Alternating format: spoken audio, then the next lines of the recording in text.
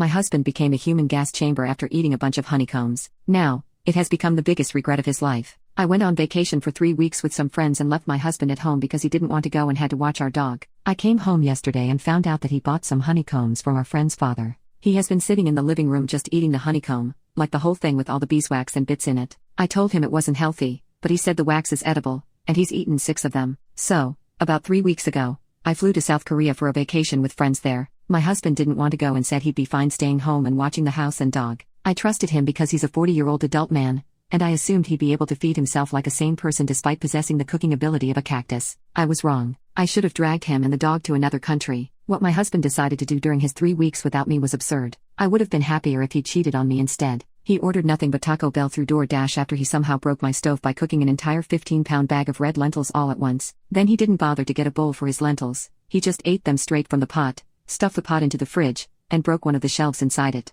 Now realizing his mistake, he ordered terrible tacos for the remaining 2 weeks. Also, for some reason, he bought a bunch of honeycombs from one of our friends' fathers and decided those made a good snack. He has eaten nothing but beeswax and honey for the last few days because he's some weird alien in a human disguise. Honeycombs give you gas, and Taco Bell gives you gas. So now it's today, and I'm awoken by what sounds like someone revving a motorcycle in my bedroom, followed by the stench of the fiery pits of hell itself. It's 5:30 in the morning. He gets up and uses the toilet as I'm opening the windows in a poor attempt to ventilate the house, but it's too late. He doesn't even have a solid poop. It's just 10 minutes of gas, like 20 seconds of non-stop farts followed by a huge gasp of air and then another 20 seconds of gas. By this time, the dog had hidden under my couch because it didn't know what those loud honking noises were and feared for its safety. I am considering joining it, but I will continue to open every window in my house. It's 62 degrees out and windy. The wind just blows the fart smell around the house. My husband has left the bathroom and has walked upstairs. It sounds like there's a small 2-stroke engine in his pants. I can't take it anymore, so I scream that I will get breakfast at the diner and leave him. I bring the dog with me because the dog follows me out of the house. After all,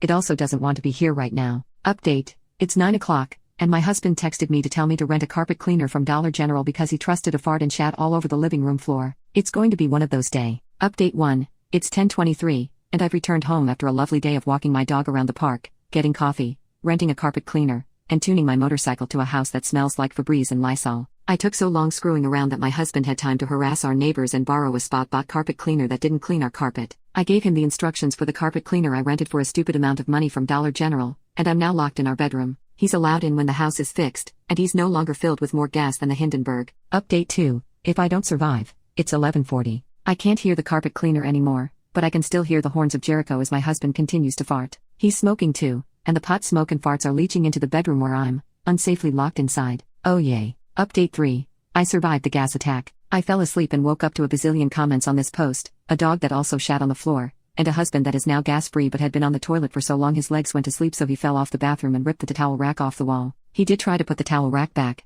but now I need to buy drywall anchors because if you look at it funny, it just falls off again. He says, I'm never doing that again, but he'll probably do something similar in 6 months because I'm on the Truman Show. Update 4: so apparently, you can't digest beeswax. So my husband has turned into a human shotgun that's entirely powered by gas. He says it comes in waves, so it's gas, then beeswax, then gas, followed by more beeswax. I think he ate the entire beehive. Final update: my husband gave himself food poisoning from all of the raw honeycombs. He finally came to his senses after I sent him on a fridge shelf replacement adventure by himself and told him he couldn't return until he found one. It took him 13 hours, and he had to leave the state because we had a weird Samsung smart fridge. So, he got the shelf and hopped back into his car, which he had been farting in all day long, in 90-degree heat, and almost bombed from the smell. Then he had to drive 6 hours with all the windows down, stop to buy Depends because he still had food poisoning, and finally make it home to apologize for eating like a 14-year-old boy and breaking my kitchen and trust. He also found a replacement barbecue cover and anchors for the towel bar he destroyed.